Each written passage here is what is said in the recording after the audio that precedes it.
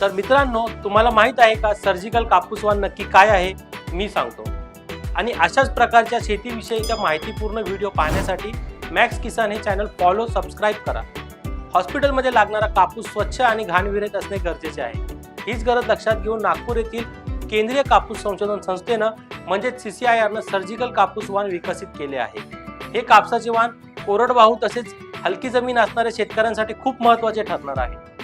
तर या वाणाच्या धाग्याची गुणवत्ता 5.7 ते 6 मायक्रोनेरहून अधिक असते. त्याच्या धाग्याची लांबी देखील 23 आहे. 120 ते 140 दिवसांमध्ये कापूस वेचणीला येतो.